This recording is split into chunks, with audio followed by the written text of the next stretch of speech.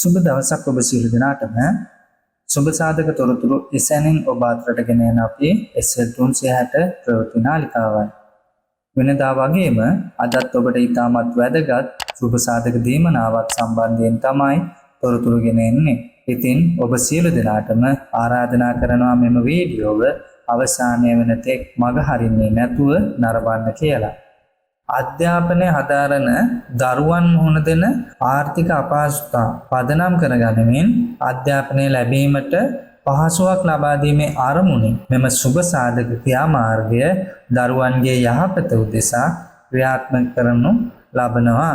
ඉතින් මෙම ශිෂ්‍යත්වය ලබා දෙන්නේ ශ්‍රී ලංකා විදේශ සේවා නියුක්ති කාර්යාංශය හරහා. කාටද මෙම රුපියල් 10000ක් වටිනා පාසල් උපකරණ කට්ටලේ හිමි වෙන්නේ. මෙම පාසල් උපකරණ ලබා දීම ක්‍රම දෙකක් ඔස්සේ සිදු කරනු ලබනවා.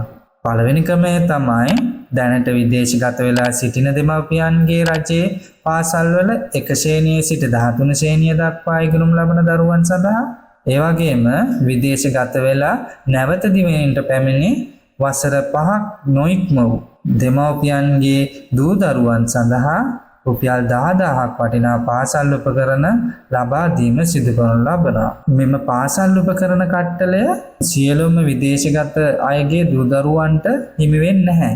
මෙම පාසල් උපකරණ කට්ටලේ හිමි වෙන්නේ ශ්‍රී ලංකා විදේශ සේවා නියුක්ති කාර්යාංශයේ ලියාපදිංචි වෙලා විදේශ රැකියාවක නිරත වෙන, ඒ වගේම ශ්‍රී ලංකා විදේශ සේවා නියුක්ති කාර්යාංශයේ ලියාපදිංචි වෙලා විදේශ රැකියාවක් කරලා යලි දිවයිනට පැමිණි වසර 5ක් නොඉක්ම වූ ශ්‍රමිකයන්ගේ දූ දරුවන්ට තමයි මෙම පාසල් උපකරණ කට්ටලේ හිමි වෙන්නේ.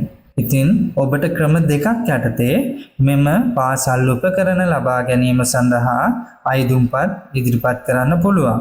ප්‍රධාන වශයෙන්ම විදේශ සේවා නියුක්ති කාර්යාංශය පවසන්නේ මාර්ගගත ක්‍රමය ඔස්සේ, එහෙම නැත්නම් ඔන්ලයින් ක්‍රමවේදයට තම අයදුම්පත් ඉදිරිපත් කරන්න කියන කාරණේ.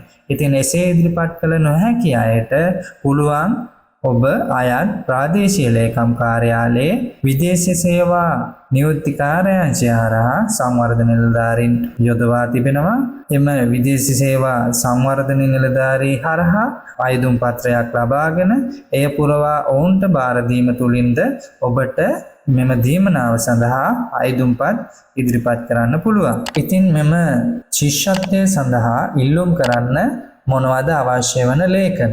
විදේශ සේවා නියුක්ති කාර්යාංශයේ ලියාපදිංචි වෙලා විදේශගත වී සිටින ශ්‍රමිකයන්ගේ දූ දරුවන් සඳහා ලබා දෙන පාසල් උපකරණ ලබා ගැනීමට දරුවන්ගේ උප්පැන්න සහතිකවල සහතික කළ ඡායා පිටපත් අවශ්‍ය වෙනවා.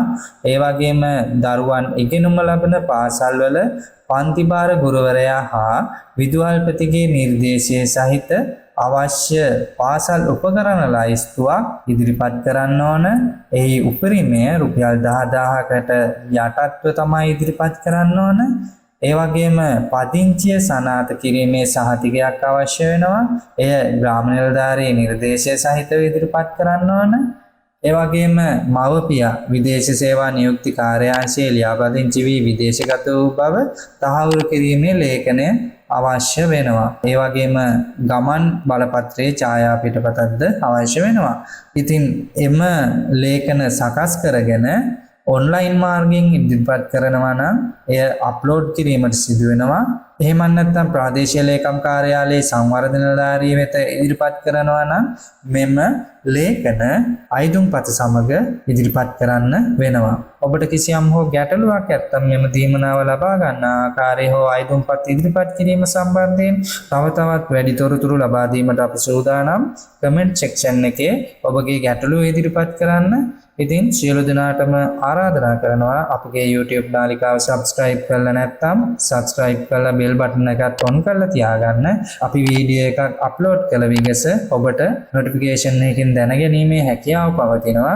ඉතින් නැවතත් ඔබට මතක් කිරීමක් කරන්නේ ඔබට කිසියම් හෝ මෙම දීමනාව සම්බන්ධයෙන් ගැටලුවක් පවතිනවා නම් comment section එකේ එම ගැටලුව ඉදිරිපත් කරන්න.